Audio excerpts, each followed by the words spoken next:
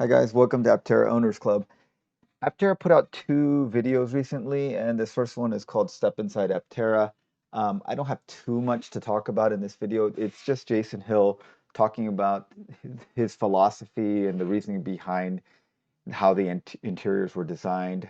I personally think the interiors look great. It looks very modern and sleek, and I'd be perfectly happy with these the way they are. I'm just the only thing I have to add is where are the cup holders on this thing? I'm sure they're going to put them in. I'm not sure where they're going to put them, but I hope they make the cup holders big enough for the big giant water bottles. So I think they're going to put them in right in that lower area. I'm not too sure which of the three I like personally. I think I'm leaning towards the one with the red accents. I think that one's called Vita, but this one with the gold accents looks nice as well. Maybe a little gaudy. Maybe I'm going for this one. Anyways, that looks nice. I don't really have too much to add. I think the interiors are great. What I really wanted to talk about was this video, which is the Aptera Maker series, which is called Right to Repair. And this is highlighting Daniel, who's one of the vehicle integration people, and he talks a little bit about this right to repair. So let's listen. We're also making it so the car is going to be repairable and serviceable, and making it so it is easy to perform any maintenance so you don't mechanically total a car just because you need new brakes. At least for me, a right to repair means that you are able to repair. There's not any barriers put up by the manufacturer. If you decide to repair. Okay, so why is this important? I think we've all noticed that lately more and more manufacturers are designing and manufacturing durable goods to be less durable. And we've had this idea of planned obsolescence, and basically they they make um, things with parts that they know is going to fail, that they're gonna they made them not to last because they know that you're going to just replace it. They make it not made to last, and they make it difficult to repair so that it's more cost effective for you to buy a new thing than to repair the old thing. And this is more for electronic products, but they make software updates so that the old ones don't work, or they put out new ones, new models, so that you feel like your old one isn't worthwhile. Or this is the one that's really bad, is basically prevention of repair. And um, that has been a big problem, mainly because of several companies. And I think the biggest companies that we can think of are John Deere and Apple and Tesla. Those are the three big things. And basically, Apple has made it so that they made their phones and devices very difficult to repair. They only want you to come to them and the Genius Bar to repair it. They made batteries non-replaceable, and then a bunch of companies have followed suit because making it that way makes it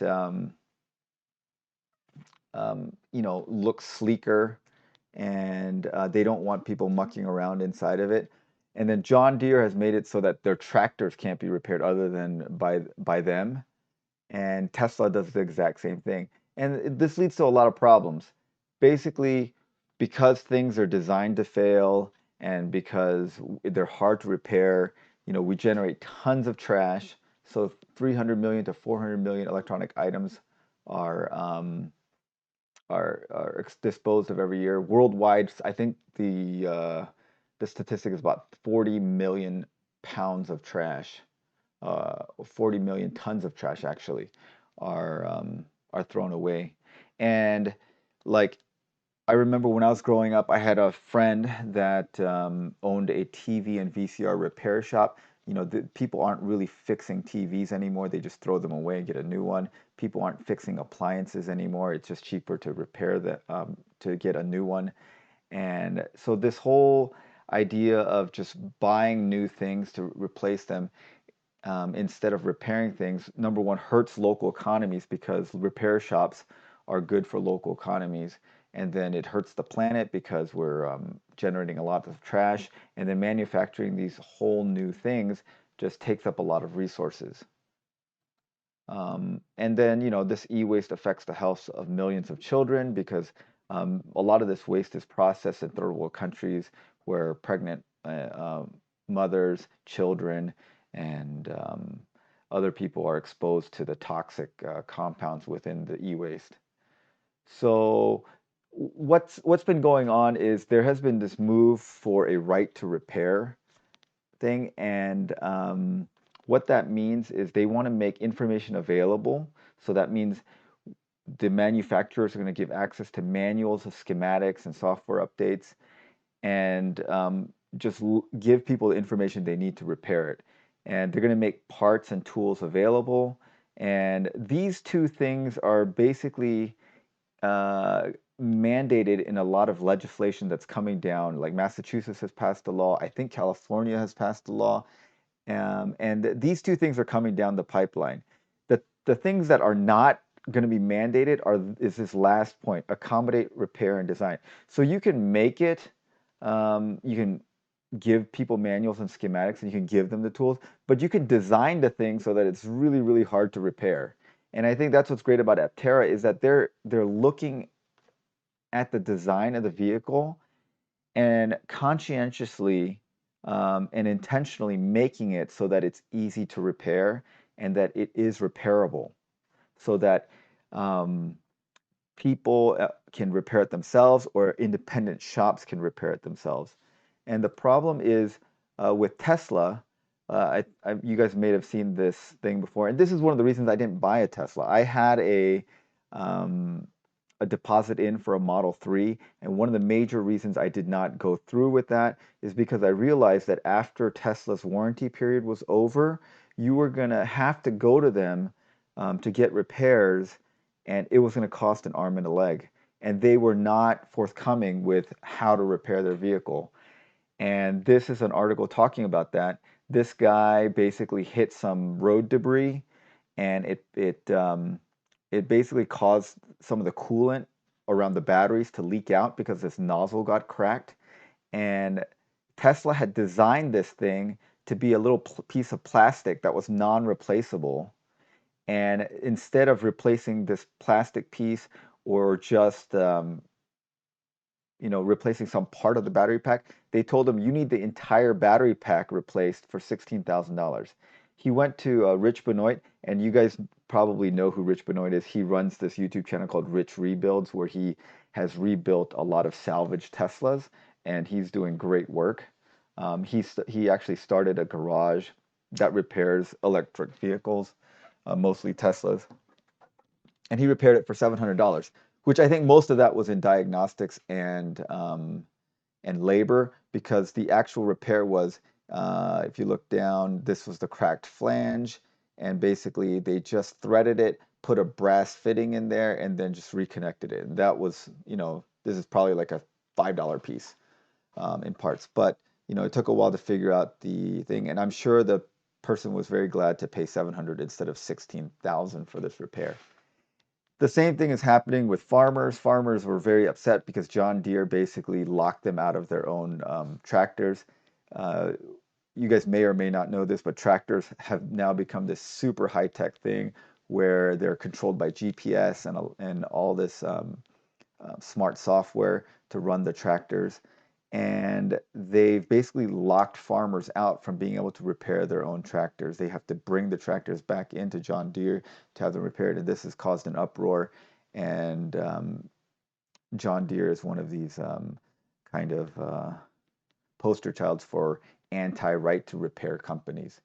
This has gotten a lot of press lately, and finally, the government is getting more and more involved. President Biden signed an executive order basically trying to push for right to repair. It doesn't have that much bite to it because it's not legislation. And the FTC also voted unanimously to enforce right to repair. So this is coming down the pipeline. It's coming down the pipeline so much that Apple has decided to change his mind. They are now starting to give people access to schematics and repair guides and tools which they realize that this is they're just kind of fighting uphill because this is coming down the pipeline. But what I think is the difference between Aptera and Repair your app. people like Tesla and Apple, which are going to be forced by government legislation to make their schematics available, is they're going to design their cars to be as obtuse as possible so that you still come back to them, or make it so that the products are going to wear out at a certain point so that you have to replace them. Aptera is designing their vehicle so that it's easy to repair, it's intuitive to repair, and it's like one of their core values. And I think it's so great as a car that's wanting to make things sustainable for the world, with solar energy, that they're also thinking about the longevity of their vehicle and the repairability of the vehicle so that the vehicles can stay on the road for a long time. The longer they stay on the road and the longer they go before they need to be replaced completely, the better it is going to be for the environment. So I'm hope I'm hoping that what they'll actually do is that they'll have a video of the entire assembly process of the car, and maybe they can have a little video series about how things are assembled and repaired and put it on their YouTube channel. If they don't do that, then I'm going to try to do that on this channel and try to get people involved so that we can have sort of an online repair manual for this vehicle when it finally comes out. So anyways, I'm really happy. I made a video early on about this being my favorite Aptera feature, but now that Aptera has highlighted it again, I think it's great to see that they are still committed to this idea and that they're designing the vehicle to be easy to repair. And I hope you guys are as excited about it as I am. Tell me what you guys think in the comments about this whole right to repair issue. Is it one of the things that made you shy away from Tesla and Apple and things like that?